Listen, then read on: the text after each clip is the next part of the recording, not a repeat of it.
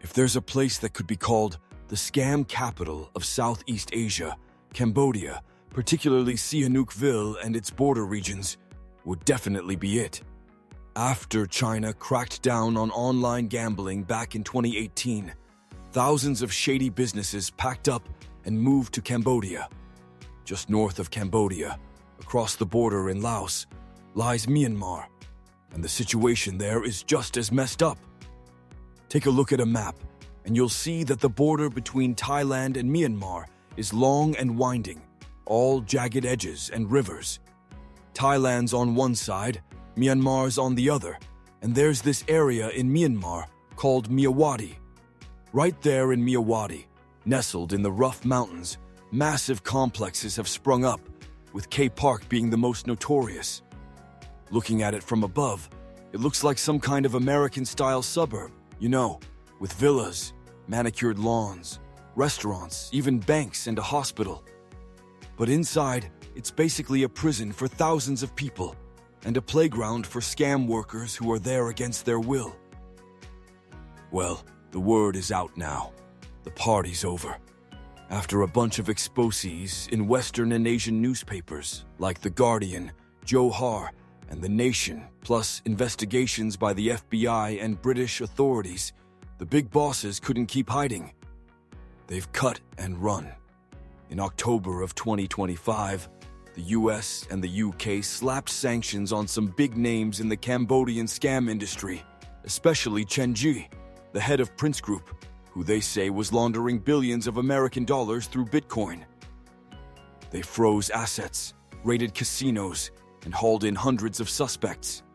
The Cambodian government couldn't stay quiet anymore, not with all that international heat. In Myanmar, the military started bombing K Park and other scam hubs, partly to take back control and partly because China was breathing down their necks. All those scams were making things really complicated along the Chinese border. Thousands of scammers and some of the people they were holding prisoner took off running. Some of them even tried swimming across the river with styrofoam. It was such a mess that the border was completely jammed, and Thai police had to send out rescue boats just to keep people from drowning.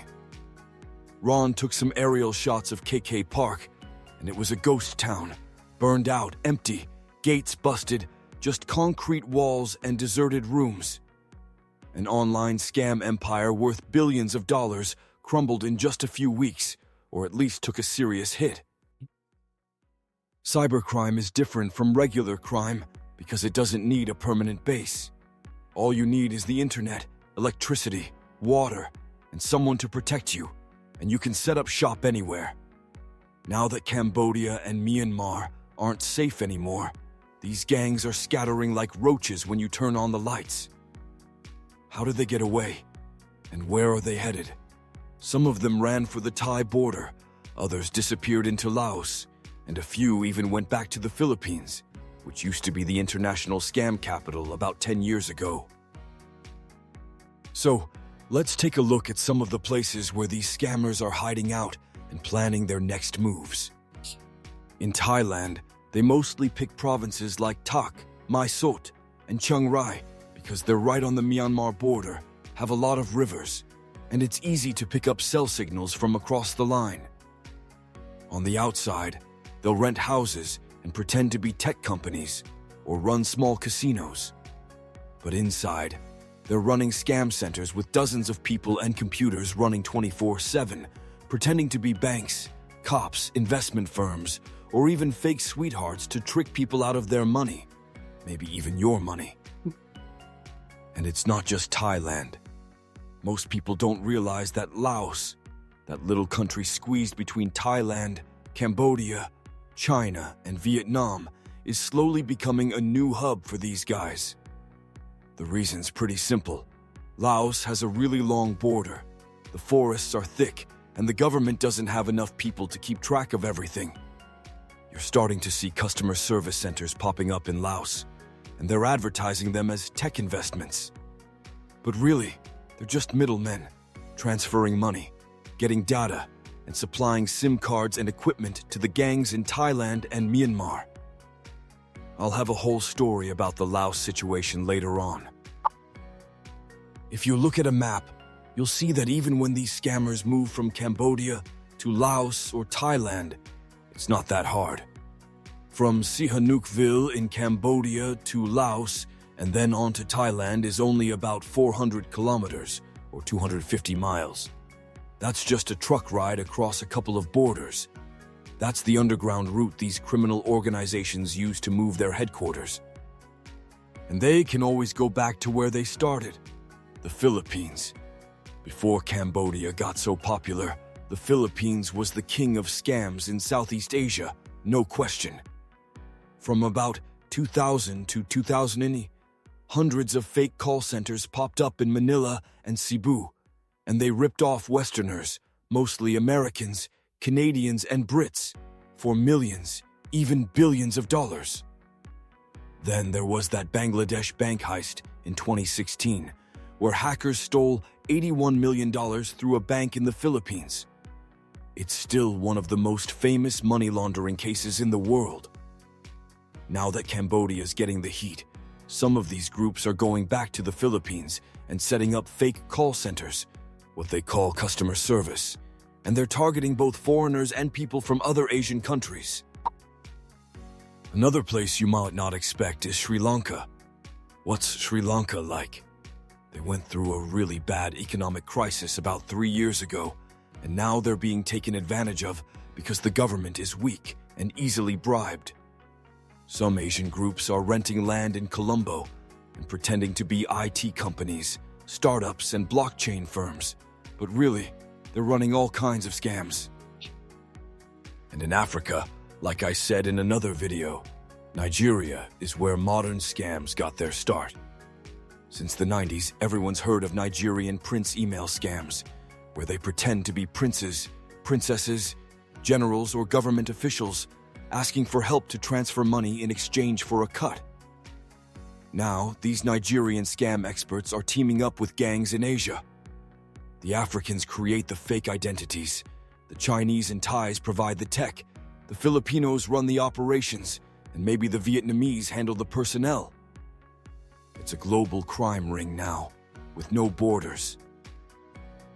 So, now that the scammers have run away from Cambodia and Myanmar, will those countries ever get out from under this dark cloud?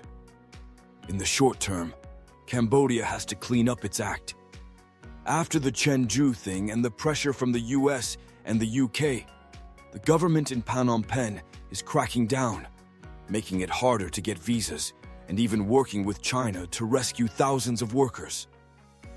They're partly afraid of getting sanctioned and partly worried about getting blacklisted by international financial groups, because then foreign investment will dry up.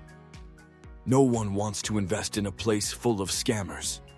No one knows where their money's going to end up. But that's just the short term. It's hard to say what'll happen in the long run. An average scam center can rake in hundreds of thousands of dollars every month, and bribing the right officials only costs a few thousand. When there's that much money at stake, there's always a risk they'll come back, especially in out-of-the-way places like Phoi Phe, Bavay, or Koh Kong, where the border is a mess, the government is weak, and the profits are just too tempting. The scammers are just waiting for the chance to return. Myanmar is way more complicated. The fighting between the military and the ethnic armed groups has left a lot of areas with no government at all. In the Golden Triangle, where Thailand, Laos, and Myanmar meet, some local armed groups control whole cities. They're the ones protecting the scammers in exchange for cash and weapons. So even if the military attacks some of these places, the scams will just pop up again a few months later.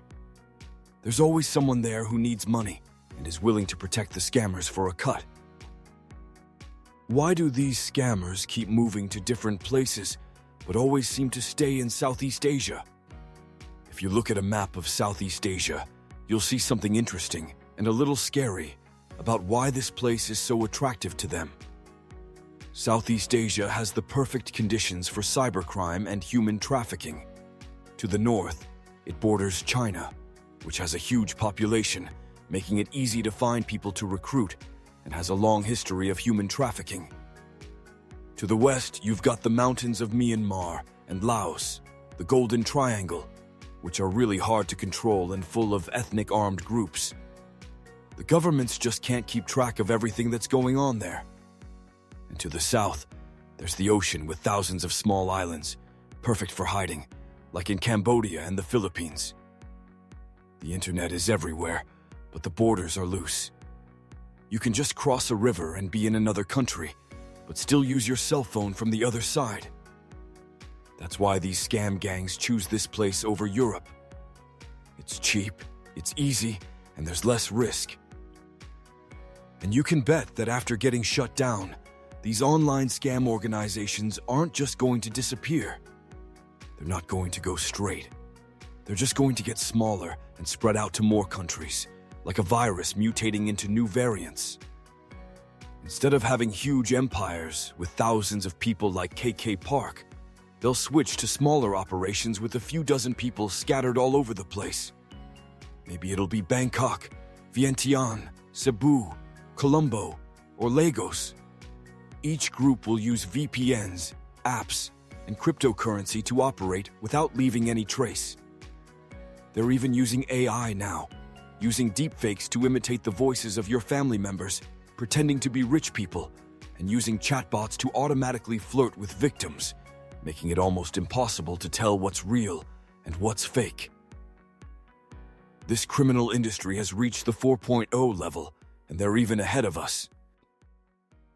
The worst part is that people in Southeast Asia, including Vietnamese people, are both the victims and the tools.